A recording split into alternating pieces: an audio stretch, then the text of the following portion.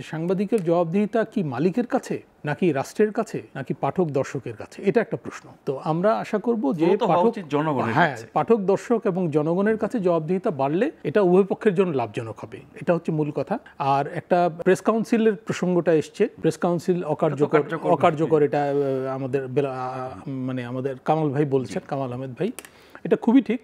Press council এটা এখন আর এই চর্চার মধ্যে না থাকা, বরঞ্চ একটা স্থায়ী মিডিয়া কমিশন হওয়া দরকার। আরেকটা বিষয়, এটা সংস্কার কমিশনের রিপোর্টেও আসেনি বোধহয়, সেটা হচ্ছে ন্যায়পাল। এটা কিন্তু ন্যায়পাল হওয়া দরকার মিডিয়াতে, এবং প্রত্যেকটা হাউসে কিন্তু ন্যায়পাল থাকতে পারে আমি মনে করি, যার কাছে সবাই অভিযোগ দেবে, এমনকি কর্মীরা অভিযোগ দেবে সম্পাদকের বিরুদ্ধে, সিইওর বিরুদ্ধে, মালিকের বিরুদ্ধে, শ্রম আইন লঙ্ঘনের জন্য না, শুধু কাজের যে অধিকার সে পাচ্ছে না, যে কোনো অন্যায়ের বিরুদ্ধে আমি মনে করি যে ন্যায়পাল থাকতে পারে, এটা থাকাটা উচিত।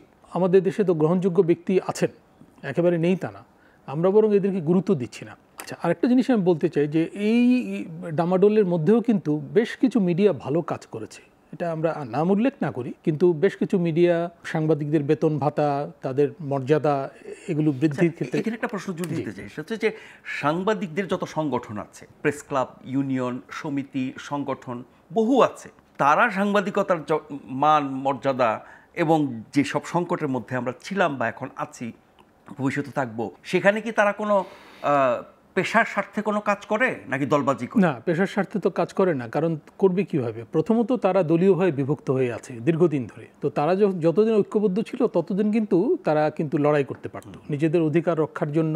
এমনকি সাংবাদিকতার যে জবাবদিহিতা, এটা মান উন্নয়ন, এই জায়গাটায় ভূমিকা রাখতে পারত, যদিও তখন সাংবাদিকতা কিন্তু এফ্লুয়েন্স ছিল না, সমৃদ্ধি বা চাকচিক্য ছিল না, কিন্তু দায়বদ্ধতার জায়গাটা ছিল। আমরা পুরনো সাংবাদিকদের ব্যাপারটা জানি, তারা অনেক দুঃখ দারিদ্র্যের মধ্যেও তারা কিন্তু নীতিনিষ্ঠভাবে কাজ করে গেছেন। এমনকি রাজনৈতিক পক্ষপাত থাকা সত্ত্বেও তারা কিন্তু মৌলিক কিছু জিনিস মেনটেন করতেন, যেমন ধরেন এই যে নিউজ রুমে বিভিন্ন রকম লোক থাকা, বিভিন্ন পক্ষের লোক থাকা, এটা তো খুবই জরুরি। আমরা দেখলাম যে গত 15 বছর এই জিনিসটা উচ্ছেদ হয়ে গেল, ভিন্ন পক্ষের লোকজন থাকবে না।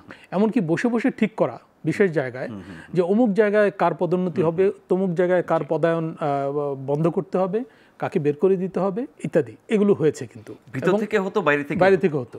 তো এই ব্যাপারগুলো কিন্তু মিডিয়াকে একটা দিকে নিয়ে গেছে, এবং এতে করে মিডিয়া বা সরকার কারোরই কোনো উপকার হয়নি। এবং যেসব মালিক এই ব্যাপারগুলোকে উৎসাহিত করেছেন তারাও কিন্তু আজকে প্রশ্নবিদ্ধ হয়েছেন, এবং তারা যদিও মিডিয়া পরিচালনার জন্য প্রশ্নবিদ্ধ হচ্ছেন না, তারা কিন্তু ব্যবসা পরিচালনায় যে দুর্নীতির আশ্রয় নিয়েছেন, কর ফাঁকি, অর্থ পাচার, তাই না, ব্যাংকের অর্থ আত্মসাৎ, এই অভিযোগগুলো কিন্তু এদের বিরুদ্ধেই ঘুরে ফিরে দেখা যাবে, যারা এই মিডিয়াকে বাজেভাবে পরিচালনা করেছেন, ব্যবহার করেছেন সাইনবোর্ড হিসেবে তার ব্যবসায়িক স্বার্থ রক্ষায়, তারা কিন্তু এইভাবে অন্যভাবে তারা এখন ক্ষতিগ্রস্ত হচ্ছে। প্রত্যেকে যার যার স্বার্থ অনুযায়ী কাজ করেছেন, যার কারণে গণমাধ্যম স্বাধীন গণমাধ্যম ভূমিকা রাখতে পারে, দাঁড়াতে পারে।